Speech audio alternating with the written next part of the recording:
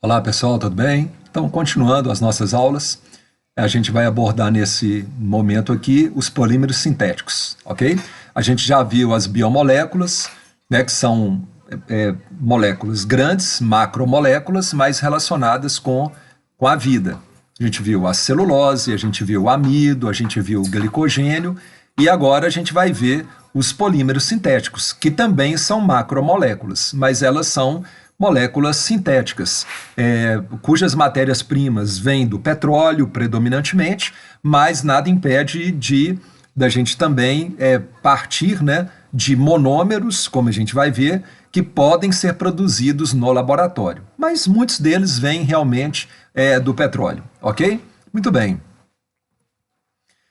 Nessa primeira tela, a gente vai ver a importância do etileno, que é o apelido do eteno, que é um alqueno, né? É o menor alqueno que existe, C2H4, como precursor de polímeros. Então, observando da esquerda para a direita e de cima para baixo, se a gente polimeriza o etileno, você pode produzir o polietileno e copolímeros, que vocês vão entender daqui a pouco o que vem a ser copolímero.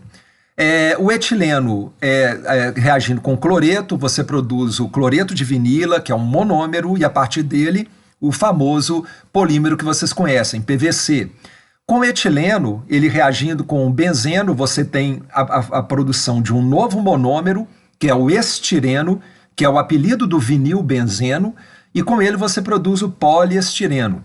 E, finalmente, a partir do etileno, mais uma vez, você pode produzir, né, reagindo com oxigênio, produzindo um monômero, e a partir desse monômero você obtém poliéteres ou poliésteres. Ok, pessoal?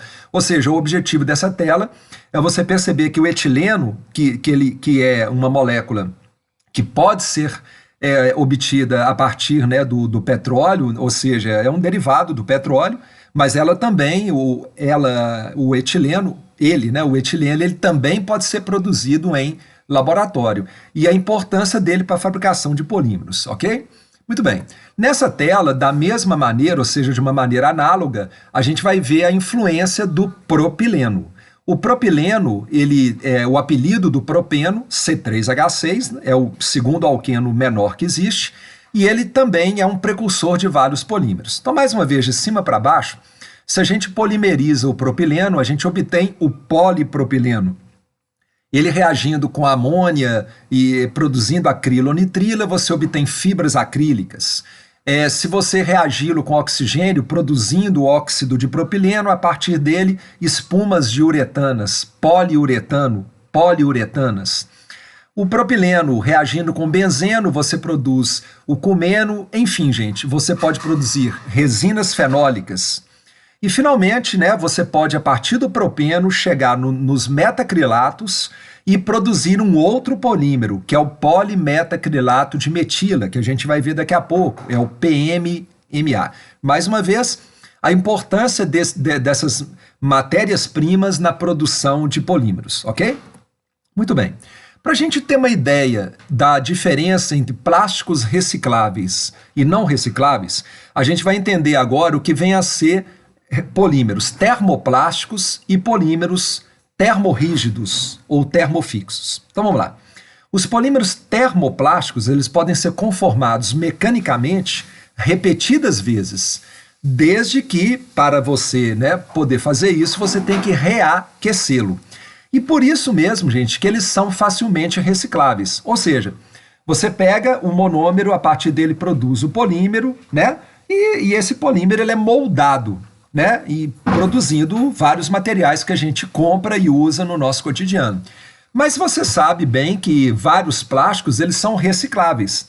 E para tal, eles são separados, triturados, transformados, vamos dizer assim, em microesferas, e essas microesferas são aquecidas para poder serem remoldadas. Ok, gente? Então, o plástico reciclável, né, ele pode ser remoldado por aquecimento.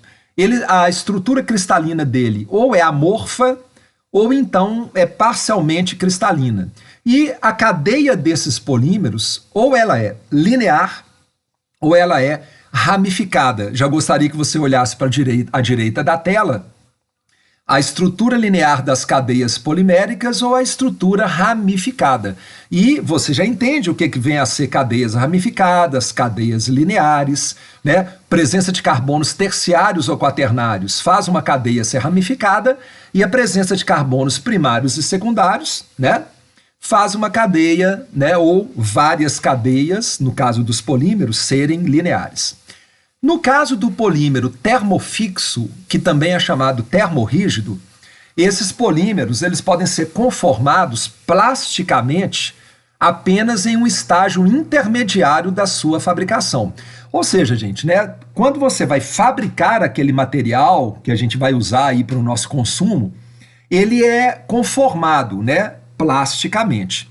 Só que olha aqui, o produto final ele é duro, e ele não amolece com o aumento da temperatura.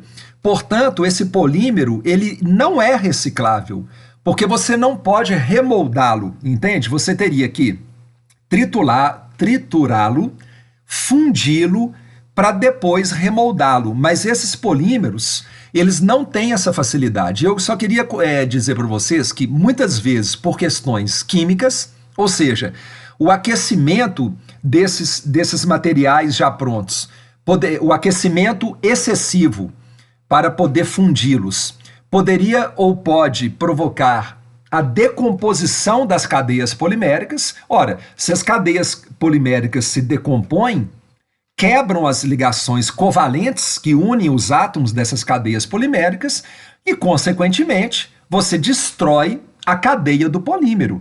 Mas a gente não quer isso, a gente quer, para que ele seja reciclável, a gente quer, ao triturá-lo e ao fundi-lo, que ele apenas derreta para poder ser remoldado. Porque senão você, ao quebrar as cadeias poliméricas, você obtém ali subprodutos, né? Então você deixa de ter o polímero. Estão entendendo, gente? Bom, os polímeros termorrígidos ou termofixos, eles não são solúveis em nada, são infusíveis, né? Porque a gente está comentando isso. Ele não funde, porque antes dele fundir, pelo aquecimento excessivo, ele se decomporia, ok, gente? São mais resistentes ao calor do que os termoplásticos, né? Parece que isso, você percebe isso. E possuem uma estrutura tridimensional em rede, ou seja, essa rede ela tem ligações cruzadas. Se você olhar aqui agora do lado direito dessa tela, você entende o que é uma estrutura reticular. É porque existem ligações covalentes unindo partes de uma cadeia a partes, né, de outra cadeia. Então essas ligações cruzadas que vocês estão vendo são ligações covalentes, né? Tá tendo ali compartilhamento de elétrons entre átomos ali. Ok, gente? Muito bem. Bom, os polímeros, existem várias classificações para polímeros. Se vocês pesquisarem, tem várias classificações. A gente vai ver uma classificação, pessoal, a gente já viu uma, termofixos ou termorrígidos e termoplásticos, e a gente vai ver agora uma outra que é polímeros de adição ou de condensação. A gente vai começar então com os polímeros chamados de adição. Veja bem esse esquema geral dos polímeros de adição. Polímeros de adição, eles são formados pela adição de monômeros iguais através do rompimento de ligações π e formação de ligações sigma. Como vocês vão ver a partir da próxima tela, mas você já consegue perceber aqui nesta tela, ali é um monômero, né, do lado esquerdo. Ele tem uma cadeia insaturada. Ao se quebrar aquela ligação π é usada para ligar no outro monômero. E a ligação π do outro monômero vai ser usada para ligar no outro monômero. E assim, infinitas vezes. E a representação à direita é a representação do monômero, onde N significa cadeia polimérica. Esse N, a gente diz infinito, mas é claro que o N pode variar de uma certa quantidade a uma certa quantidade. Mas eu gostaria que vocês entendessem que polímeros são encadeamentos de átomos, tá, gente? Que é um encadeamento infinito, no sentido que tem uma quantidade muito grande de átomos ligados nas cadeias poliméricas, ok? Então agora a gente vai ver vários polímeros presentes no nosso cotidiano. Vamos lá então? Primeiro, polietileno de alta densidade e polietileno de baixa densidade. PEAD, PEBD.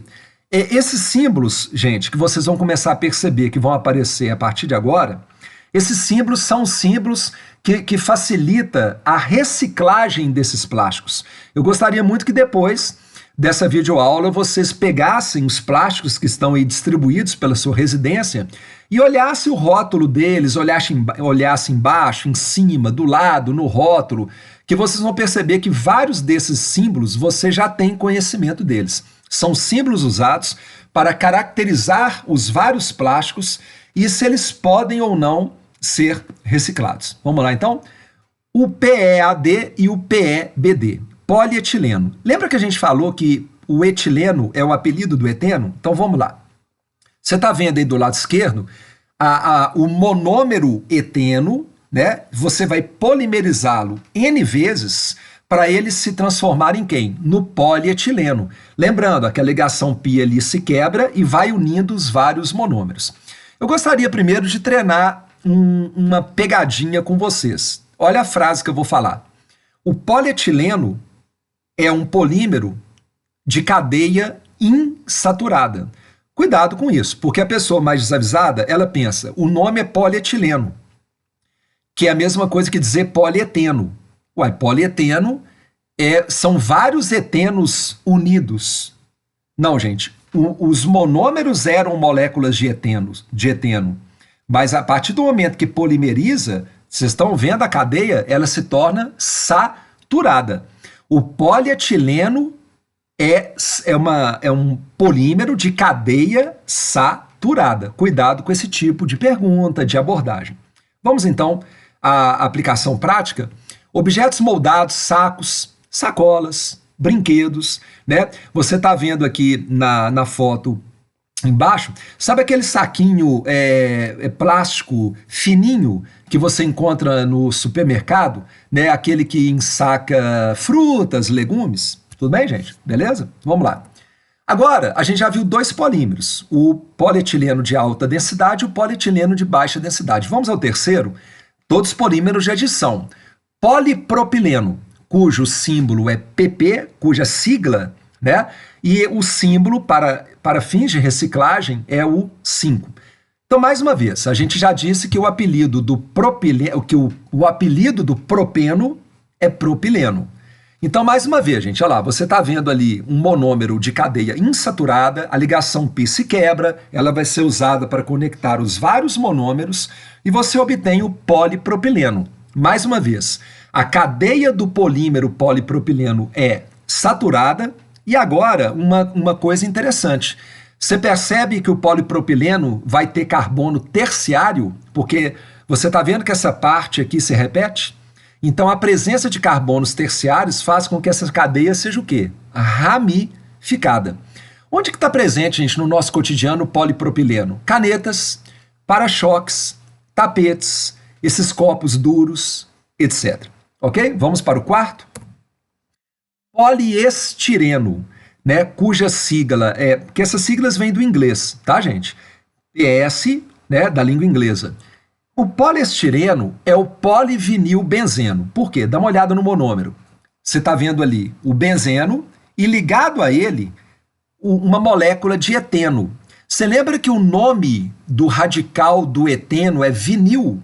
O nome é etenil, mas a gente fala muito mais vinil do que etenil, ok? Então, gente, o vinilbenzeno tem o apelido de estireno, tá? Se você polimeriza, se você liga N moléculas de estireno, dá uma olhada de novo, quebrando aquela ligação π entre os dois carbonos, perceba que o anel aromático, né, não é ele que sofre ali né, a quebra de ligação π, você obtém o poliestireno, né? Vamos dar aqui apenas dois exemplos. Isopor. Isopor, a gente fala que é um poliestireno expandido. Boias, etc. Ok, gente? Pessoal, eu vou parar de contar agora. Vamos agora ao próximo. Policloreto de vinila, né? O símbolo, como eu falei, vem sempre da língua inglesa, a sigla PVC, é o policloreto de vinila.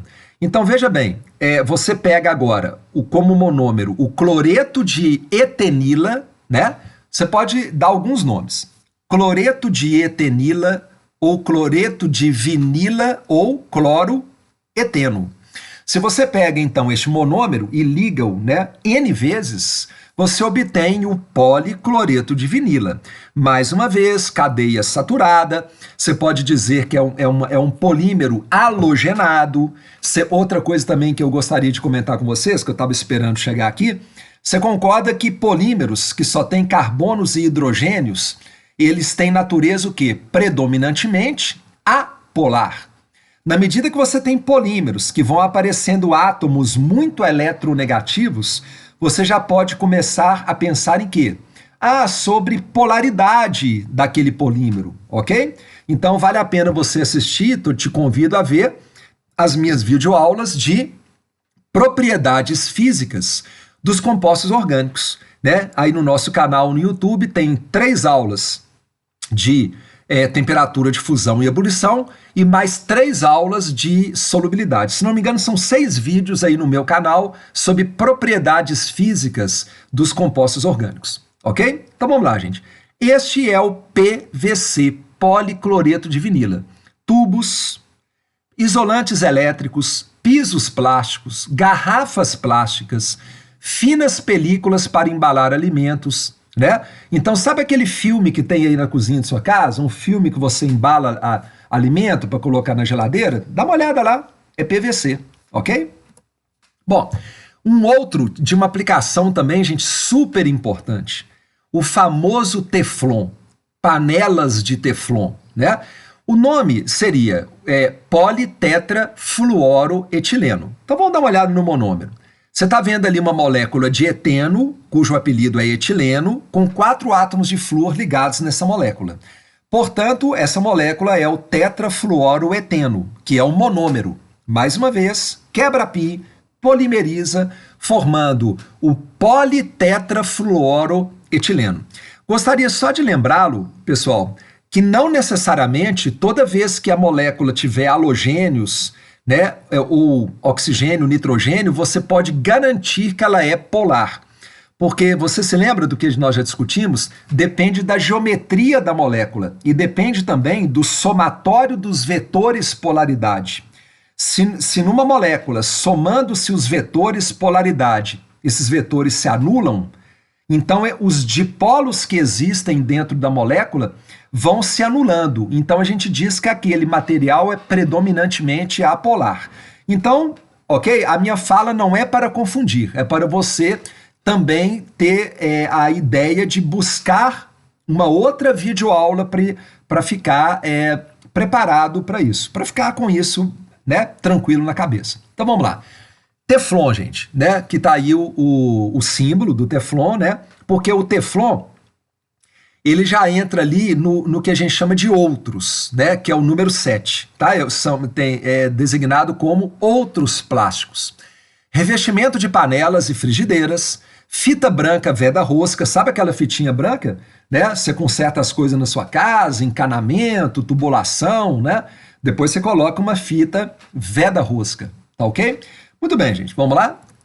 Mais um polímero de adição, cujo símbolo também, né? Ele entra na classificação dos outros, né? Outros polímeros, que é o número 7.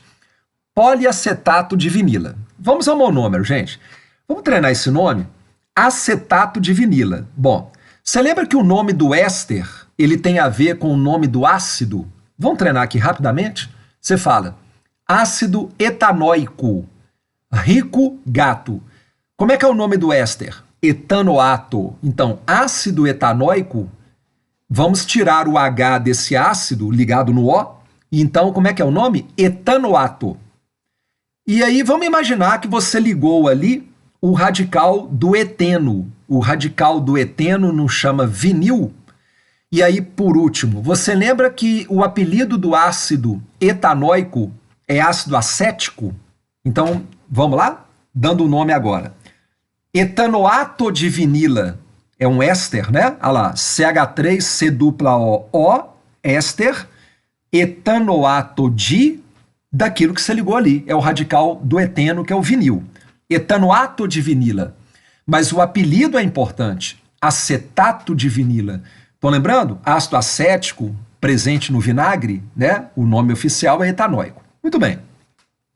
Quando, mais uma vez, você percebe que ali entre aqueles dois carbonos existe uma ligação π, esse monômero vai se polimerizar, quebrando a ligação π, formando poliacetato de vinila. Né, gente? Que você pode perceber que é um poliéster. É interessante você ir também dizendo para você que tipo de polímero você está vendo. Não tem essa unidade não vai se repetir várias vezes, essa unidade repetidora, né? Então você vai ter um poliéster, ok, gente? Então vamos lá, continuando. Para que serve aprender isso? A goma de mascar que a gente usa tem esse polímero, a cola branca que a gente usa também, a tinta Acrylex, a tinta PVA que a gente fala, né? Acrylex é uma marca, né, gente? A massa corrida, tá beleza? Vamos a mais um? Agora, pessoal, nós vamos falar do famoso acrílico que você vê em letreiros luminosos, que você vê às vezes, né? É utilizado, pode ser em alguma parte de um carro, né? Existem obras de artes feitas com acrílico, né? Inclusive, né? Essa foto mostra até parece uma obra de arte, fica muito bonita, né? Eles estão ali trabalhando com cores, né? E formatos diferentes, né? Enfim, o que é o acrílico? É o polimetacrilato de metila, cuja sigla é PMMA, que entra também ali na simbologia número 7, ou seja, outros plásticos, tá? Então vamos lá, gente. Agora eu diria para você, não preocupa com a origem do nome, não. Você está vendo aí, é um apelido, né? É o metacrilato de metila. A gente poderia dar um nome mais adequado para essa molécula, mas não vamos preocupar, não. Importante é você ver o antes e o depois. Mais uma vez, você está vendo um monômero, cuja cadeia tem ligação π, e essa ligação π se quebra, unindo os vários monômeros, e eis que você vê, é sempre importante observar o antes e o depois, né? Vai ser uma cadeia ramificada, o polimetacrilato de metila é um poliéster, isso que é interessante da gente trabalhar aqui sob o ponto de vista químico, né? E mais uma vez, para que serve aprender isso? Né? Janelas transparentes, né?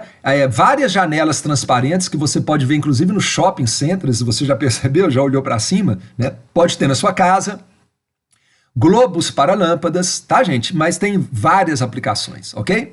Muito bem, pessoal. Vamos para mais um polímero de adição, o famoso PAN, o poliacrilonitrila, né? Que tem outro nome também, é muito famoso, que é chamado Orlon. Então, gente, o que é acrilonitrila? Você pode chamar o monômero também de cianoeteno, né? Ou cianeto de etenila, enfim, não vamos preocupar também com o nome. É importante você entender que é um eteno onde você ligou nele o cianeto, né? O grupo funcional cianeto. Então, tá aí a acrilonitrila. Enfim, lembrando, isso é um apelido, né? Não seria um nome oficial, tá ok? Então vamos lá. Quando você polimeriza o acrilonitrila, quebra a π, você obtém a poliacrilonitrila. Interessante você perceber, por exemplo, esse polímero já pode ter uma característica mais polar, uma vez que tem nitrogênio, que é muito eletronegativo, que esse nitrogênio vai se repetir várias vezes, né? E, gente, para que aprender isso? Olha que interessante. Aonde que a gente usa poliacrilonitrila? Fibras têxteis. Ao invés de usar lã, muitas vezes substituindo a lã, eles usam, né, a poliacrilonitrila, ou seja, fibras têxteis para cobertores, mantas, tapetes, blusas, bichos de pelúcia, ok? Muito bem. Gente, agora nós vamos entrar, vamos dizer assim, numa segunda parte da nossa aula, que seria os polímeros, os copolímeros, mas ainda dentro dos polímeros de adição. Mas para que nós vamos aprender isso? Vocês notaram que até ali na tela anterior, a gente viu polímeros feitos do mesmo monômero. O mesmo monômero se repete. Veja bem, copolímeros. polímeros fabricados a partir de mais de um tipo de monômero. Um exemplo, a borracha sintética, tá? Aqui vale a pena um detalhe, gente.